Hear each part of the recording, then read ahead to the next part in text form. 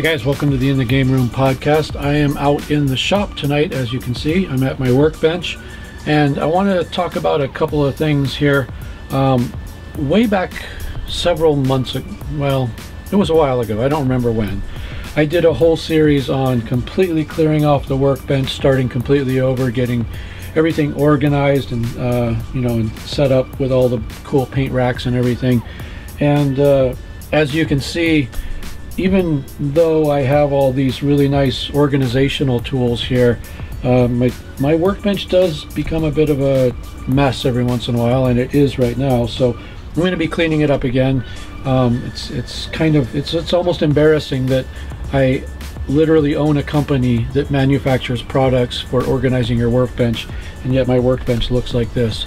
But I guess in my defense, this is a working workbench. It's in my shop. It's not in my home. It's not my hobby bench. Well, it serves also as my hobby bench, but this is where I do actual real work every day. And I'm constantly back and forth between here and the shipping department and the laser and the resin casting area. I'm all over the place, and when I sit down here to do something, I do it quick and then I get up and go back to what I'm doing. So I really don't spend a lot of time sitting here, kind of keeping it organized. And I kind of need to do that because, like I said, it's a bit of a mess, and for somebody that's in the business of manufacturing these products that are supposed to keep your workspace clean, it's a little bit, it's not a good thing. But anyways, that's the first thing I wanted to talk about. The second and the most important thing I want to talk about tonight is, in addition to the workbench organization series I did many months ago, I also did a couple of videos just talking about lighting. Now, I believe that you can't have enough light when you're working on your workbench. I've got lights up here, 4-footer, another 4-footer up here. I've got LED lights under the shelves. I've got these lights, which are also LEDs, and then there's a bunch of lights on the paint booth, which isn't on right now. So I have a lot of light, but I don't mind admitting when I make a mistake. I did make a mistake when I designed this lighting setup here for my workbench. There's plenty of light, but it's actually, a lot of it's in the wrong place. If you think about it, all these lights up here are providing a lot of light straight down and onto my paint racks, which is really nice to have them lit up and everything. But when I'm sitting here working on something at my workbench, most of the lights are behind my work. They're not in front of my work. I need the light pointing at what I'm looking at. So in order to fix that, I have these workbench lights that I manufacture and sell, and I put one on here. This is a nice one. It's the double wide one. It has 2 strips of light in it. So I can, when I'm working on something, I can hold it right up here near the light, or anywhere just under the light here, and it lights it up pretty good. And that works okay.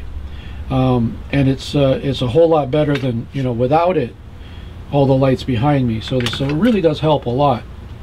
But I don't think it's the ultimate answer, and I'm not going to get rid of this. I'm going to keep it here on the bench, but I do think I need light out here over me, or not quite behind me, but over me, that's pointing down at what I'm looking at.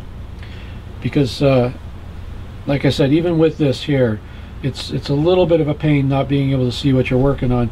And with this light here, like I said, it's great as long as you're right under it. But if you move out a little bit, which I tend to do, I tend to kind of get things right here where I'm, if this was a paintbrush or whatever, I'd be sitting here working like this.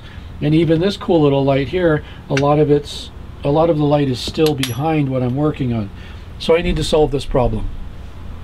These lights here are probably okay because they're just kind of lighting up the paints and whatnot. But this 4-foot tube up here might go away, or it might just stay there. But what I'm planning to do is put another one out about 1.5 feet or maybe a foot. I haven't figured out exactly where yet, but I'm gonna put another one here and lower. Like, it's sort of gonna be right here, and it'll be putting light down on what I'm working on instead of putting light behind what I'm working on. So what I'm going to do right now is I'm going to pause the video. I'm going to hang a second light. It's going to be this one here, by the way. This one here is pretty cool because it's a 4-foot work light, but it's also LED. So it's very bright, very clean white light, and it's going to be very low energy use, and it should last forever. The LEDs in here should probably outlast me. So we're going to put this up here, hang it up. I'm not sure if the existing 4-footer is going to go away. And as I said earlier, I don't think you can have too much light, so that might just stay. But I want to get something. I want to get something down here that gets a little more light on exactly what I'm working on. So let's go ahead and hang that up right now and see what it looks like. Okay guys, so we're back and this light is hung up here. I had to play with the height a little bit so I could get it just to the right height where I'm not going to be hitting my head on it, but I like it. I like the effect that it's having. I hope you guys can see this in the video, but if I turn this off, the front edge of this is definitely in a shadow. It's dark, and then when I turn this on, it lights up really nice. Same exact thing if I'm working on a model here.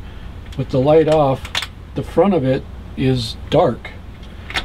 Turn this on, front lights right up. So I'm happy with this here. I'm going to keep it here, and I think I'm going to leave everything else the way it is, because like I've said 5 times already in this video, I don't think you can have too much light, and I think this is going to work out cool. Yeah, I could probably go without this now if I wanted to, but I'm not going to, because this here, in addition to all this light, this here directs light at all angles, and I really like that when I'm working on, especially working on figures. It's really nice to get the light coming from all angles. This light up here is, you know, coming down at a couple of different angles, but it's definitely not coming from the sides, and that's what this little arch thing here does for me. It gets light from the side. So I think I'm going to leave this here, leave everything else up that has been up with the addition of this new one here, and I think I'm going to be a lot happier sitting here painting and being able to see what I'm looking at. So the whole point of the video is when you're designing your lighting, a lot of people don't even design their lighting, they just put lights up. They don't think about it. But give it a little thought when you're putting up your lighting at your workbench, and realize that the light should be overhead, or if possible behind you a little. I thought about putting it out here sort of almost behind me, but I know I'll be walking into it all the time, and that's going to be a problem. So having it here, it's still behind the work. It's in front of me, but it's behind the work, so I think it's still going to be just fine. So think about that when you're setting up your lighting, and you'll probably be a lot happier if you get the light on this side of what you're working on. So there you go. That's it. The little lighting tip and fixing a previous mistake. That's it for now. I've got another video coming next week for sure. I'm going to kind of a special hobby day event with a bunch of friends of mine, and we're all just going to sit around and play games and paint miniatures and eat food, barbecue, drink beer, whatever. So that should be fun. I'll get a little bit of footage from that, I'm sure. And then the following week I have a little bit of a surprise for you guys. I don't want to say what it is right now because a lot of things kind of have to fall in place for this to happen. But I'll just tell you now that when that episode happens, it's going to have a little bit of an international flavor to it. And that's all I'll tell you now. That's just a little teaser for you. So that's it for now. Keep on gaming.